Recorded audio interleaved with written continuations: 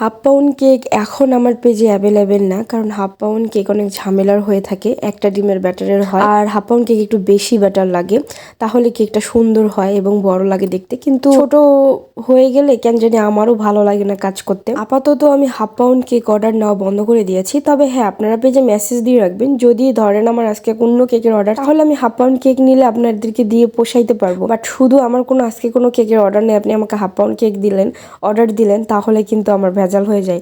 তো সেই জন্য আপাতত আমি হাফ পাউন্ড কেক নেওয়াটা বন্ধ করে দিছি, মানে আমার পেজে অ্যাভেলেবেল নয়। তবে হ্যাঁ, এই ক্লায়েন্টের মতো যদি আপনি 1 পাউন্ডের একটা কেক নেন, আবার হাফ পাউন্ডের একটা কেক নেন, তাহলে আমি পোষাইতে পারবো।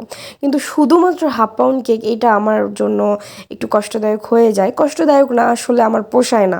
কারণ একটাই যদি আমি একটা ডিমের করতে যাই, দেখা যাবে আপনার ওখানে ব্যাটারও কম আসবে এবং আমিও সেই কাজটা করে শান্তি পাবো না। তারপরেও পেজে মেসেজ দিয়ে রাখবেন, যদি পসিবল হয় তাহলে তো অবশ্যই আমরা কনফার্ম করবো অর্ডার। হ্যাঁ, এই কেকটা হাফ পাউন্ডের একটা কার কেক ছিল। আসলে 2টা কেক নিয়েছিল আপুটা, একটা 1 পাউন্ডের একটা প্রিন্সেস থিমি কেক, আর এটা একটা গাড়ি থিমি কেক নিয়েছিল। ওইটা নিয়েছিল 1 পাউন্ডের চকলেট, আর এই কেকটা ছিল হাফ পাউন্ডের ম্যাঙ্গো কেক। সাধারণত ম্যাঙ্গো কেক আমি হাফ পাউন্ড দিই না, বাট আমার রিপিট কাস্টমার ছিল, সে কারণে আমি দিয়েছি আর কি। তো কেকটাকে আমি স্টার নজল দিয়ে ডিজাইনটা করেছিলাম, আর বাকি ডিজাইনটা তো আপনারা দেখেই ফেলেছেন কিভাবে কি করেছি। তবে অনেস্টলি বলতে গেলে, আমি যত গাড়ি কেক করেছি, এই গাড়ির কেকটা করার মধ্যে যে শান্তিটা পাইছি, আর কোনো গাড়ি কেক করার মধ্যে শান্তিটা পাই নাই। কারণ কালার কম্বিনেশনটা আমার কাছে জোস লাগছেই, তাছাড়া সবকিছুই অনেক ভালো ছিল বলতে ক্রিম স্টিফ ছিল।